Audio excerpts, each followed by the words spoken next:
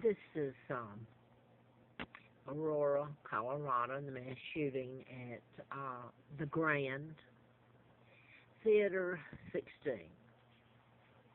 Um, this man, James Holmes, is a victim of mind control. To treat him for mental illness is the most hideous crime you can commit.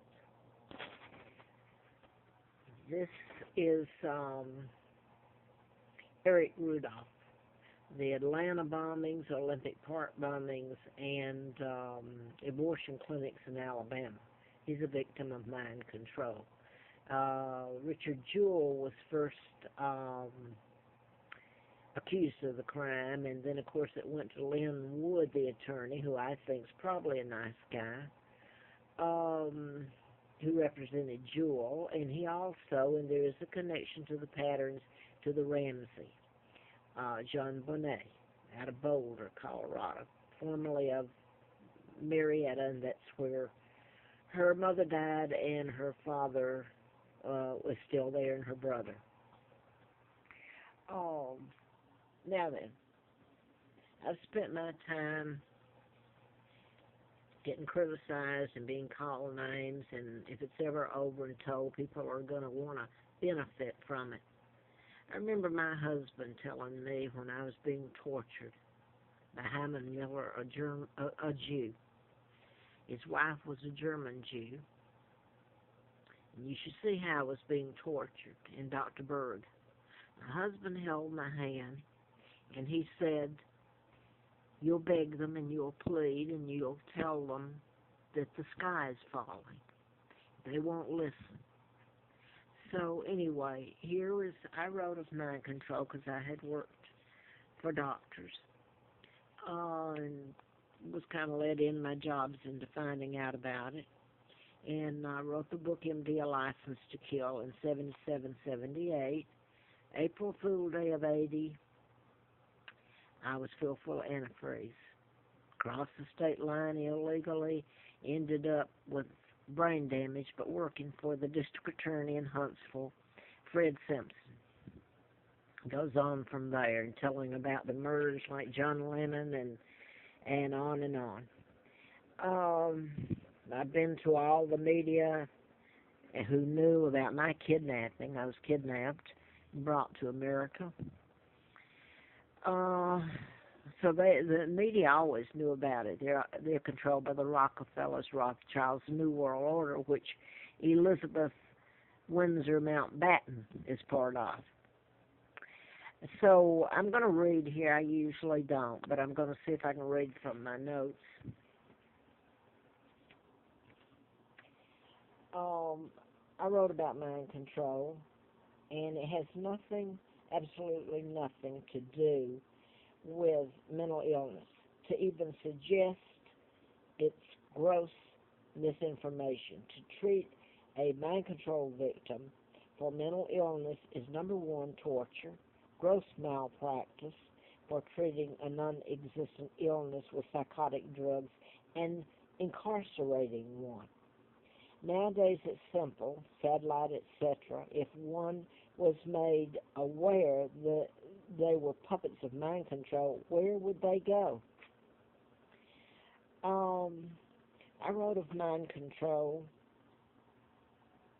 77, 78 in a book called MD, A License to Kill. That's when I got filled with the antifreeze. But here is what it is.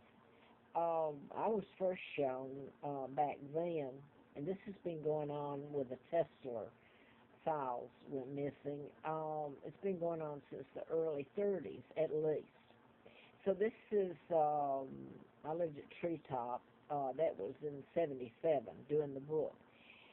It's as simple as back then as it is now. It's even much easier now. But back then you could put a handset up next to your wall and teach you the Morse code and at a low level that you're not aware you're getting.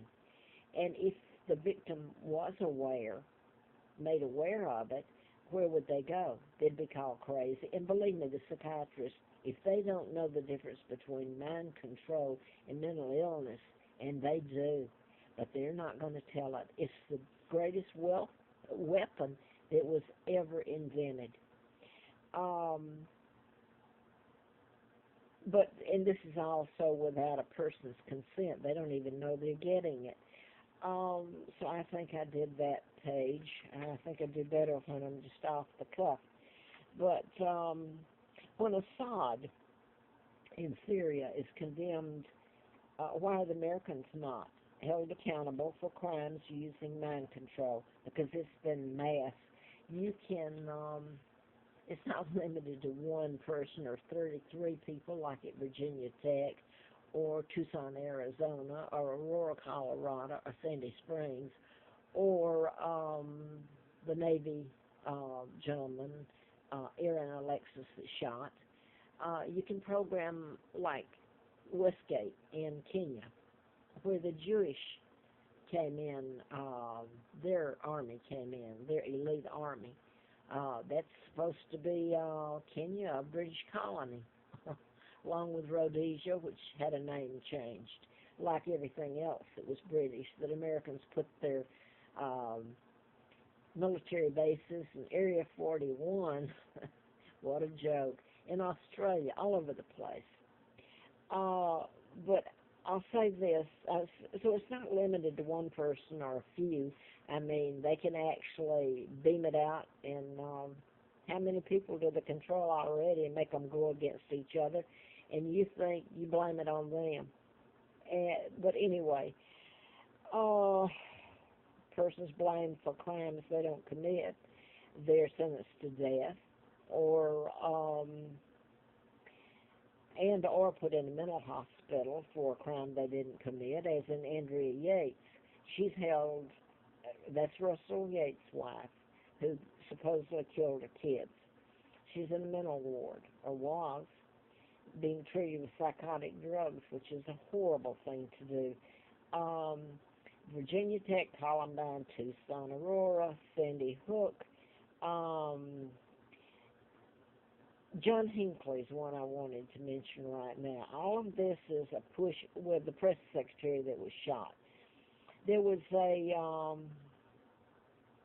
push to take your guns away. Push for more security in the airports, on the planes, schools. All this is to protect you, you know. The government wouldn't mislead you, right? So now then the real thing is a push for, it's all being blamed on mental illness, push for better screening to detect mental disorders. Mental illness is not mind control. Mind control has not one thing to do with it. I'll say that again. And it's as simple as looking up at hypnosis and see what you can do with it. And then go from there. And it's just a weapon that's being used. And, I mean, it's gross negligence, gross torture. And nobody seems to be doing anything about it. In fact, they're just going to blame it on mental illness. Sure helps the drug companies, doesn't it?